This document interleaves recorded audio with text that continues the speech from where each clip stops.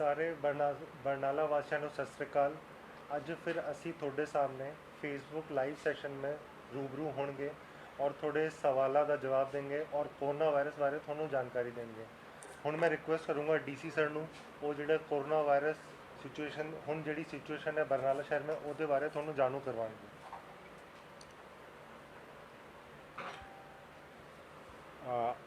सारे बरनाला वासियों को मेरी सत श्री अकाल। मैं थानू जो बरनाला दी लेटेस्ट जो पोजीशन है वो बारे दसन जा रहे हैं। जिन्ने साडे टोटल सस्पैक्टेड केसेज हैगे वो हैगे 28,078, जिन्हां चों 1724 पेशेंट पॉजिटिव टेस्ट हुए हैं। जिहड़े नैगेटिव होए पेशेंट हुए हैं वो है 25,504। जिहड़े पेशेंट्स ठीक हो के घर चले गए हैं वो है 1262। तो इस वक्त जिहड़े एक्टिव केसेस साडे कोल हैगे वो है 425 पेशेंट्स, जिन्हां दा हुण होम आइसोलेशन या सोहलपति जिथे साडा लैवल 2 वार्ड है उत्थे उन्होंने ट्रीटमेंट चल रही है। तो हुण तक बरनाला जिले में 37 डेथ्स हो चुकी हैं। मैं थोड़ा जा इस बारे दसना चाहूँगा कि जिहड़ियां डेथ्स हुई हैं सिविल सर्जन साहब नाल साडी डिटेल्स मीटिंग हुई है, उहदे यही नतीजा निकलिया है कि डेथ्स का मेन कारण यही है कि लोकी हस्पताल विच ये जदों बहुत लेट आ रहे हैं, जिवें कि किसी को कोई बुखार है, खांसी है या कोई ऐसा सिम्पटम है जिन्ना उन्होंने लगता है कि उन्होंने कोरोना पॉजिटिव हो सकते हैं। वो उन्होंने चाहिए है कि वो पहले दिन ही या दूसरे दिन जरूर हस्पताल आन, अपना उत्थे चैक करान। जिन्ना वो डिले करते हैं उन्ना ही वो जी अपनी इन्फेक्शन है बॉडी में फैल जाती है। तो जदों तक वो हस्पताल जाते हैं उसका क्योर लभना उन्हों का ठीक होना बहुत मुश्किल हो जाता है। जिमें कि कई पेशेंट्स की डेथ हुई है, कोई चंगे चंगे हस्पतालों भी हो गए हैं, कोई दिल्ली भी गए हैं जिमें मेदांता वर्गे हॉस्पिटल या होर चंगे चंगे हॉस्पिटल, पर उन्होंने डेथ हो गई है। वो यही कारण है कि उन्होंने इमीडिएटली जी आपां ट्रीटमेंट लैनी चाहिए सी उन्होंने नहीं लीती। करोना का मेन जिहड़ा जिथे वो अटैक करती है वो साडे साह नूं अटैक करती है, जिथे व्यक्ति नूं साह लैना मुश्किल हो जाता है। इस करके जे तुसीं जरूर अपना साह अपना ऑक्सीजन लैवल जिहड़ा हैगा उहनूं तुसीं घर चैक करते रहो।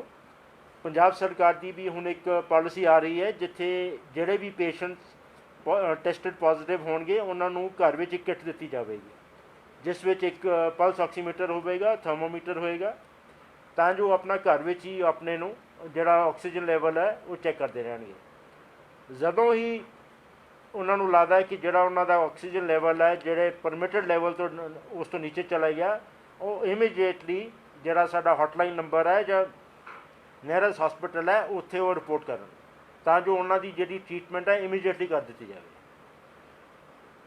दूजी जिहड़ी गल हैगी डॉक्टर साहब नाल ते एक बड़े माहिर जो डॉक्टर हैं उन्होंने यही गल की है कि असी हले वैक्सीन की उड़ीक कर रहे हैं कि जी वैक्सीन आऊगी। वैक्सीन जो आऊगी वो बाद की गल हैगी। सब तो बड़ी वैक्सीन अज कोल जो साडे कोल है वो हैगा मास्क। जे तुसी मास्क पाने हो थानू 100% लगभग 100% 99.99% तुसी सेफ हो। जे तुसी मास्क पा के किते भी जा रहे हो तो नाल जे तुसी अपने किसी दुकान भी जा रहे हो जे तुसी भी मास्क पाया है तो थोड़े होर कस्टमर्स ने भी मास्क पाया, ये थोनू जी वायरस है नहीं लग सकती। सो मेरी सारिਆਂ ਨੂੰ बेनती है कि ਆਪਾਂ ਆਪਣੀ ਜਾਨ ਲਈ, ਆਪਣੇ ਫੈਮਿਲੀ ਲਈ ਆਪਣਾ ਇੰਨਾ ਛੋਟਾ ਜਿਹਾ ਕੰਮ ਕਰ ਲਈਏ ਕਿ ਆਪਾਂ ਮਾਸਕ ਪਾ ਸਕਦੇ ਹਾਂ, ਪਾਈਏ, ਤਾਂ ਜੋ ਆਪਣੀ ਜ਼ਿੰਦਗੀ ਵੀ ਸੇਫ ਰਹੇ ਅਤੇ ਆਪਣੇ ਬੱਚਿਆਂ ਦੀ ਅਤੇ ਪਰਿਵਾਰ ਦੀ ਅਤੇ ਸਾਰੇ ਆਪਣੇ ਸ਼ਹਿਰ ਵਾਸੀਆਂ ਦੀ ਵੀ ਆਪਾਂ ਦੇਖਭਾਲ ਕਰ ਸਕੀਏ। ਹੁਣ ਮੈਂ ਏਡੀ ਸਾਹਿਬ ਨੂੰ ਰਿਕੁਐਸਟ ਕਰੂੰਗਾ ਕਿ ਜਿਹੜੇ ਵੀ ਕੁਐਸਚਨ ਆਏ ਹਨ ਉਹਨਾਂ ਦਾ ਜਵਾਬ ਦੇਣ। ਪ੍ਰਮੋਦ ਸਿੰਗਲਾ ਜੀ ਦਾ ਕਹਿਣਾ ਹੈ ਕਿ ਅੱਗੇ ਆਉਣ ਵਾਲੇ ਤਿਉਹਾਰ ਜਿਵੇਂ ਕਿ ਕਰਵਾ ਚੌਥ, ਦੁਸਹਿਰਾ, ਦੀਵਾਲੀ ਆਦि ਸੰਬੰਧੀ ਨਿਰਦੇਸ਼ ਕੀ ਹਨ? ਜੇਕਰ ਬਾਜ਼ਾਰ ਆਮ ਵਾਂਗ ਖੁੱਲ੍ਹੇ ਰਹੇ ਤਾਂ ਹੁਣ ਦੁਕਾਨਦਾਰ ਨੂੰ ਸੂਚਿਤ ਕੀਤਾ ਜਾਵੇ। ਤੋ ਇਹਨਾਂ ਦੇ ਸਵਾਲ ਦਾ ਮੈਂ ਇਹ ਜਵਾਬ ਦੇਣਾ ਚਾਹੂँਗਾ ਕਿ ਜਿਵੇਂ ਕਿ ਸਾਨੂੰ ਵੀ ਪਤਾ ਹੈ, ਤੁਹਾਨੂੰ ਪਤਾ ਹੈ, ਇਸ ਤਰ੍ਹਾਂ ਦੀ ਬਿਮਾਰੀ ਕਈ ਸਾਲੋਂ ਮੈਂ ਪਹਿਲੀ ਵਾਰ ਆਈ ਹੈ। ਜਿਵੇਂ ਕਿ ਤੁਸੀਂ ਵੇਖਿਆ ਹੋਗਾ ਕਿ ਇਸ ਵਾਰ ਸਾਡਾ 15 ਅਗਸਤ ਦਾ ਜਿਹੜਾ ਫੰਕਸ਼ਨ ਸੀਗਾ ਉਹ ਵੀ ਬਹੁਤ ਛੋਟਾ ਕਰਤਾ। ਇਹ ਦੀਵਾਲੀ, ਬਾਕੀ ਜਿਹੜੇ ਤਿਉਹਾਰ ਹੈ ਇਹ ਹਰ ਸਾਲ ਆਉਂਦੇ। ਤੋ ਇਹ ਤੁਹਾਡੇ ਤੋਂ ਬੇਨਤੀ ਕਰਨਾ ਚਾਹੂँਗਾ ਕਿ ਇਹ ਦੀਵਾਲੀ ਆਪਦੇ ਪਰਿਵਾਰ ਨਾਲ ਸੁਰੱਖਿਅਤ ਤਰੀਕੇ ਸੇ ਬਣਾਓ।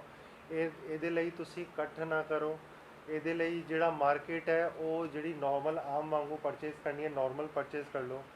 ਲੇਕਿਨ ਜਿਹੜੇ ਇਹਦੇ ਬਾਰੇ ਮੇਜਰ ਦਿਸ਼ਾ ਨਿਰਦੇਸ਼ ਹੈ ਕਿ ਦੁਕਾਨਾਂ ਖੁੱਲ੍ਹੇਗੀ ਨਹੀਂ ਖੁੱਲ੍ਹੇਗੀ, ਉਹ ਸਾਰੇ ਨਿਰਦੇਸ਼ ਸਰਕਾਰ ਵੱਲੋਂ ਆਣੇ, ਜਦੋਂ ਆਉਣਗੇ ਉਸ ਵੇਲੇ ਅਸੀਂ ਕਾਰਵਾਈ ਕਰਾਂਗੇ। ਉਸ ਤੋਂ ਬਾਅਦ ਹੈਪੀ ਸਿੱਧੂ ਜੀ ਦਾ ਇਹਨਾਂ ਨੇ ਸਵਾਲ ਪੁੱਛਿਆ ਕਿ ਹੁਣ ਕੋਰੋਨਾ ਵਾਇਰਸ ਪੀਕ ਤੋਂ ਹੈ, ਇਸ ਕੇਸ ਕਦੋਂ ਕੱਟਣਗੇ, ਅੰਦਾਜ਼ਾ ਹੈ?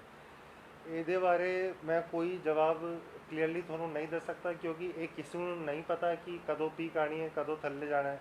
ਕੁਝ ਐਕਸਪਰਟ ਗਰੁੱਪ ਕਹਿੰਦੇ ਹੈ ਕਿ ਪੀਕ ਆਉਂਦੀ ਹੈ ਫਿਰ ਨੀਚੇ ਜਾਂਦੀ ਹੈ, ਉਸ ਤੋਂ ਬਾਅਦ ਫਿਰ ਪੀਕ ਆਉਂਦੀ ਹੈ ਫਿਰ ਨੀਚੇ ਜਾਂਦੀ ਹੈ। ਤੋ ਇਹਦੇ ਬਾਰੇ ਕੋਈ ਕਲੀਅਰ ਜਵਾਬ ਅਸੀਂ ਨਹੀਂ ਦੇ ਸਕਦੇ, ਨਾ ਹੀ ਕੋਈ ਐਕਸਪਰਟ ਅਗਰ ਜੇਕਰ ਆਉਣਗੇ ਜਾਂ ਕੋਈ ਇਹਦੀ ਦਵਾਈ ਆਉਂਦੀ ਹੈ ਤਾਂ ਅਸੀਂ ਦੇ ਸਕਦੇ। ਦੀਪ ਸਿੱਧੂ ਜੀ ਦਾ ਕਹਿਣਾ ਹੈ ਕਿ ਕਿਸਾਨ ਯੂਨੀਅਨ ਵੱਲੋਂ 25 ਸਤੰਬਰ ਨੂੰ ਬੰਦ ਦਾ ਐਲਾਨ ਕੀਤਾ ਹੋਇਆ ਹੈ। ਇਸ ਦੌਰਾਨ ਜ਼ਿਲ੍ਹੇ ਵਿੱਚ ਆਉਣ ਜਾਣ ਦੀ ਇਜਾਜ਼ਤ ਹੋਵੇਗੀ ਜਾਂ ਨਹੀਂ? ਇਹਦੇ ਬਾਰੇ ਮੈਂ ਤੁਹਾਨੂੰ ਦੱਸਣਾ ਚਾਹੂँਗਾ ਕਿ ਸਰਕਾਰ ਵੱਲੋਂ ਵੀ ਆਇਆ ਕਿ ਜਿਹੜਾ ਇਹਨਾਂ ਦਾ ਪ੍ਰੋਟੈਸਟ ਹੈ, ਪ੍ਰੋਸੈਸ਼ਨ ਉਹ ਪੀਸਫੁਲ ਹੋਊਗਾ, ਕੋਈ ਜ਼ਬਰਦਸਤੀ ਨਹੀਂ ਹੋਗੀ, ਕੋਈ ਬੱਸ ਨਹੀਂ ਰੋਕੀ ਜਾਊਗੀ। ਜਿਹੜੇ ਲੋਕ ਹੈ ਉਹ ਉੱਥੇ ਆ ਸਕਦੇ ਹੈ। ਔਰ ਇਹਨਾਂ ਦਾ ਇੱਕ ਮਿਲਦਾ ਜੁਲਦਾ ਸਵਾਲ ਅਗਲਾ ਹੈ ਕਿ 25 ਸਤੰਬਰ ਨੂੰ ਅਸੀਂ ਰੋਜ਼ਗਾਰ ਮੇਲਾ ਵੀ ਰੱਖਿਆ ਹੈ। ਤੋ ਇਹਦੇ ਬਾਰੇ ਦੱਸਣਾ ਚਾਹਾਂਗੇ ਕਿ ਜਿਹੜਾ ਸਾਡਾ ਰੋਜ਼ਗਾਰ ਮੇਲਾ ਹੈ ਉਹ ਜਿਹੜੇ ਸਾਡੇ ਜ਼ਿਲ੍ਹੇ ਦੇ ਨੌਜਵਾਨ ਹੈ ਉਹਨਾਂ ਦੀ ਨੌਕਰੀ ਲਈ ਹੈ। ਜਿਨ ਲੋਕਾਂ ਨੇ ਨੌਕਰੀ ਖੋ ਦੀ ਹੈ ਕੋਰੋਨਾ ਵਾਇਰਸ ਕਰਕੇ, ਉਹਨਾਂ ਦੇ ਲਈ ਹੈ। ਤੋ ਆਪਦੇ ਜਿਹੜੇ ਕਿਸਾਨ ਭਰਾ ਹੈ ਉਹਨਾਂ ਨੂੰ ਵੀ ਸਮਝ ਹੈਗੀ ਕਿ ਇਹ ਜਿਹੜੇ ਨੌਕਰੀ ਲਈ ਜਾ ਰਹੇ ਹੈ, ਰੋਜ਼ਗਾਰ ਮੇਲੇ ਲਈ ਜਾ ਰਹੇ, ਇਹਨਾਂ ਨੂੰ ਨਹੀਂ ਰੋਕਣਗੇ। ਉਸ ਤੋਂ ਇਲਾਵਾ ਇਹ ਕੋਈ ਵੀ ਪਬਲਿਕ ਟਰਾਂਸਪੋਰਟ ਜਾਂ ਇਸ ਤਰੀਕੇ ਦਾ ਨਹੀਂ ਰੋਕਣਗੇ ਜਿਸ से किसी आम जनता ਨੂੰ ਪਰੇਸ਼ਾਨੀ ਹੋਵੇਗੀ। तो और ਜੇਕਰ ਕੋਈ ਕਿਸਾਨ ਭਰਾ ਇਹ ਦੇਖ ਰਹੇ ਹੈ ਤਾਂ ਉਹਨਾਂ ਨੂੰ ਵੀ ਇਹ ਬੇਨਤੀ ਹੈ ਕਿ ਇਹ ਜਿਹੜੇ ਸਾਡਾ 25 ਤਾਰੀਖ ਨੂੰ ਰੋਜ਼ਗਾਰ ਮੇਲਾ ਹੈਗਾ, ਉਹਦੇ ਜਿਹੜੇ ਲੋਕ ਆ ਰਹੇ ਕਿਸੇ ਨੂੰ ਰੋਕਾ ਨਹੀਂ ਜਾਵੇ, ਉਹ ਉਧਰ ਆਣਗੇ, ਉਹ ਮੇਲੇ में भाग लेंगे जिस करके वो नौकरी ले पा सके। और कोई सवाल है?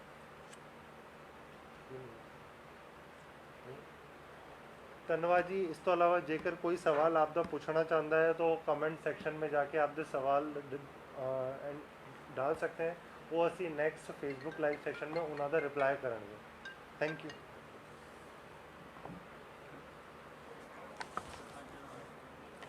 ਮੈਂ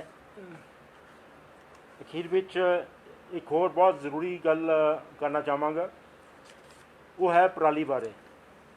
ਦੇਖੋ ਹੁਣ ਟਾਈਮ ਆ ਗਿਆ ਕਿ ਆਪਾਂ ਝੋਨੇ ਦੀ ਹੁਣ ਕਟਾਈ ਸਾਰੇ ਆਪਣੇ ਸ਼ੁਰੂ ਹੋ ਜਾਣੀ ਹੈ। ਅਤੇ ਇੱਕ ਕਈ ਸਾਲਾਂ ਤੋਂ ਆਪਣੀ ਪ੍ਰੋਬਲਮ ਚੱਲ ਰਹੀ ਹੈ ਕਿ ਜਦੋਂ ਝੋਨੇ ਦੀ ਜਿਹੜੀ ਪਰਾਲੀ ਹੈ ਉਹਨੂੰ ਆਪਾਂ ਅੱਗ ਨਾਲ ਸਾੜ ਦੇਈਦਾ। ਮੇਰੀ ਸਾਰਿਆਂ ਨੂੰ ਅਪੀਲ ਹੈ, ਬੇਨਤੀ ਹੈ ਕਿ ਇਹ ਜਿਹੜੀ ਪਰਾਲੀ ਹੈ ਆਪਾਂ ਬਿਲਕੁਲ ਨਾ ਸਾੜੀਏ, ਕਿਉਂਕਿ ਇਹਦਾ ਜਿਹੜਾ ਧੂੰਆਂ ਹੈ ਇਹ ਸਿੱਧਾ ਜਾ ਕੇ ਸਾਡੇ ਯਾਨੀ ਬਰੀਥਿੰਗ ਪ੍ਰੋਬਲਮ ਸਾਨੂੰ ਕ੍ਰੀਏਟ ਕਰਦਾ ਹੈ। ਪਹਿਲਾਂ ਵੀ ਪਿਛਲੇ ਸਾਲ ਜਦੋਂ ਇਹ ਕਰੋਨਾ ਬਿਮਾਰੀ ਨਹੀਂ ਸੀ, ਲਗਭਗ 2 ਲੱਖ ਲੋਕ ਇਸ ਧੂੰਏਂ ਕਰਕੇ ਮਰ ਗਏ ਸੀਗੇ। ਪਰ ਹੁਣ ਜਦੋਂ ਇਹ ਕਰੋਨਾ ਦੀ ਬਿਮਾਰੀ ਚੱਲ ਰਹੀ ਹੈਗੀ, ਇਹ ਘੱਟੋ ਘੱਟ 10 ਗੁਣਾ ਹੋਰ ਤੁਹਾਨੂੰ ਜਿਹੜੇ ਸਾਹ ਲੈਣ ਵਿੱਚ ਦਿੱਕਤ ਕਰੇਗੀ। ਸੋ ਇਹ ਬਹੁਤ ਹੀ ਇੱਕ ਸੀਰੀਅਸ ਮਸਲਾ ਹੈ।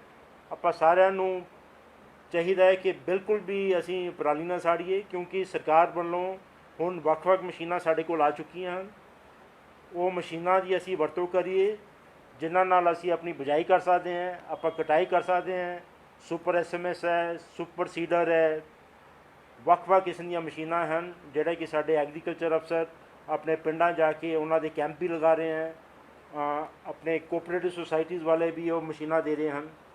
ਸੋ ਐਸੀ ਕੋਈ ਵੀ ਦਿੱਕਤ ਨਹੀਂ ਕਿਸੇ ਨੂੰ ਆਉਣੀ ਚਾਹੀਦੀ। ਜੇ ਕਿਸੇ ਨੂੰ ਕੋਈ ਐਸੀ ਦਿੱਕਤ ਹੈ ਤਾਂ ਮੇਰੇ ਨਾਲ ਕੰਟੈਕਟ ਕਰ ਸਕਦੇ ਹਨ, ਐਗਰੀਕਲਚਰ ਅਫਸਰ ਨਾਲ ਗੱਲ ਕਰਦੇ ਹਨ, AD ਸਾਹਿਬ ਨਾਲ ਗੱਲ ਕਰ ਸਕਦੇ ਹਨ। ਪਰ ਫਾਈਨਲੀ ਆਪਾਂ ਸਾਰੇ ਇੱਕ ਪ੍ਰਣ ਕਰੀਏ ਬਰਨਾਲੇ ਜ਼ਿਲ੍ਹੇ ਵਿੱਚ ਕਿ ਅਸੀਂ ਬਿਲਕੁਲ ਵੀ ਪਰਾਲੀ ਨੂੰ ਅੱਗ ਨਹੀਂ ਲਾਵਾਂਗੇ। ਇਹਨਾਂ ਸ਼ਬਦਾਂ ਨਾਲ ਤੁਹਾਡਾ ਬਹੁਤ ਬਹੁਤ ਧੰਨਵਾਦ।